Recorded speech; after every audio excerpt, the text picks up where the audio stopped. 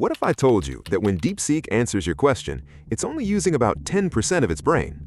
Not because it's lazy, but because it's engineered to be that way. And that's exactly what makes it so fast, so powerful, and so cheap to run. This architecture is called Mixture of Experts, and once you understand it, you'll never look at AI models the same way again. Think about how a university works. A university has hundreds of professors, experts in physics, law, literature, electrical engineering, medicine, computer science. Each one is world-class in their specific domain. Now, when you enroll, do you sit in every single class from every single professor? Of course not. That would take forever, and most of it would be irrelevant to you. Instead, you have an academic advisor, someone who looks at your goals, your background, and your question and routes you to exactly the right department. A law question? Go to the law faculty. A coding problem? Computer science building, 3rd floor. A black hole question? Physics department, Professor Sharma's office. The university doesn't shut down every other department when you arrive. They just don't activate for your specific question. That is Mixture of Experts, and your AI model is this university. To understand why MOE is special, we need to understand what came before it. A traditional neural network, like the original GPT models, is what we call a dense model. Every single parameter in the network activates for every single input. Every token you type lights up the entire network. Think of it like this. Imagine if every student at the university had to attend every lecture from every professor every single day. Physics students sitting through law classes, law students doing chemistry labs. Insane, right? Wasteful, slow, and expensive.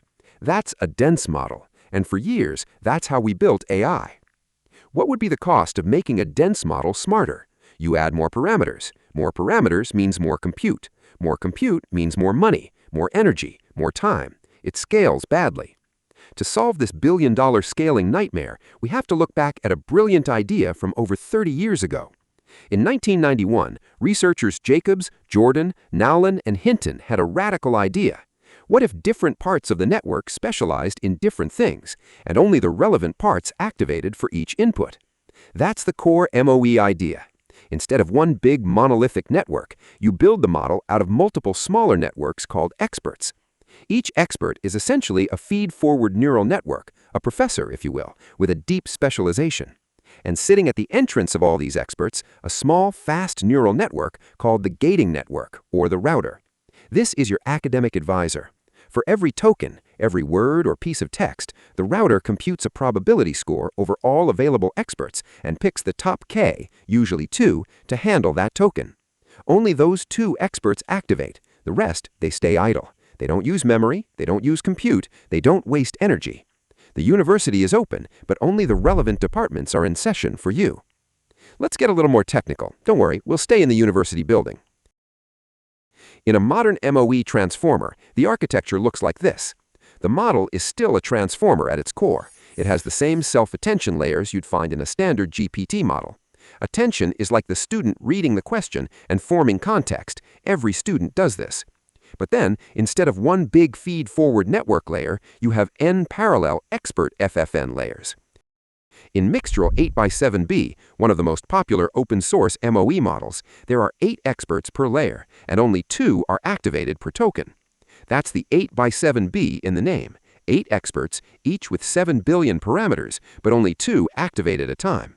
So while Mixtral technically has 47 billion total parameters, it only uses about 13 billion per forward pass. You get the knowledge capacity of a 47B model at the inference cost of about 13B.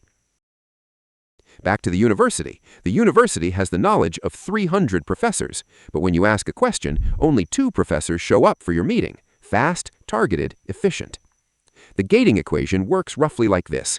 The router takes the hidden state of the token, multiplies it by a learned weight matrix, applies a softmax, and picks the top K expert indices. The experts process the token, their outputs are weighted and summed, and the result flows forward. The beautiful part? The router isn't hand-coded. It learns which inputs to route where through training, just like a great academic advisor who figures out over time, from thousands of students, which department handles which kind of question best. Now let's talk about why this matters in 3 concrete ways. With dense models, doubling capability roughly doubles cost. With MOE, you can add more experts, more departments, without proportionally increasing the inference cost. You're scaling capacity, not compute. Researchers have found that in trained MOE models, experts genuinely do develop specializations. Some experts handle syntactic structure, some handle mathematical reasoning, some handle coding patterns. The university metaphor isn't just an analogy, it's literally what happens. The departments self-organize. You don't need to pay OpenAI to use MOE. Models like Mixtral 8x7b, DeepSeek V3, and QWen3, all open source, all MOE-based, are available right now. You can run them locally with Ollama on a decent consumer GPU or pull them from Hugging Face completely free.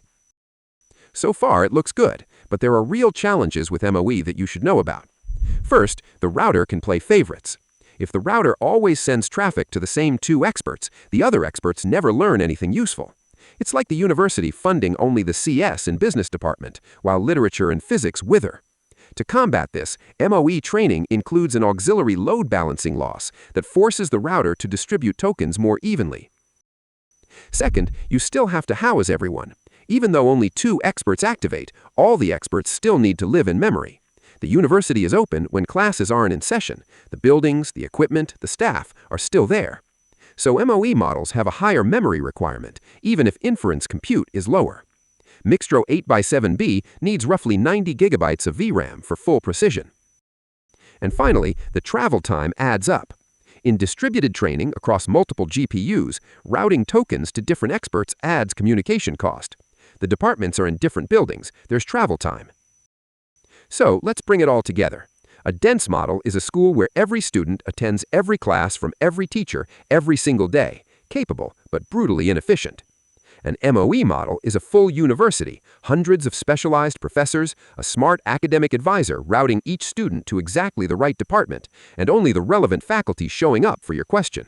The result? You get the knowledge of a massive model at the inference cost of a much smaller one. This is why DeepSeek, Mixtral, and QWen3 are changing the game. They're not just big, they're efficiently big, and now you know exactly why. If this made the MOE architecture click for you, watch other complex AI concepts like this. If you want to go deeper, drop a comment. Which MOE model should I run locally next? Mixtral, DeepSeek, or QWen3? And I'll do a full hands-on build video on the most voted one. See you in the next one.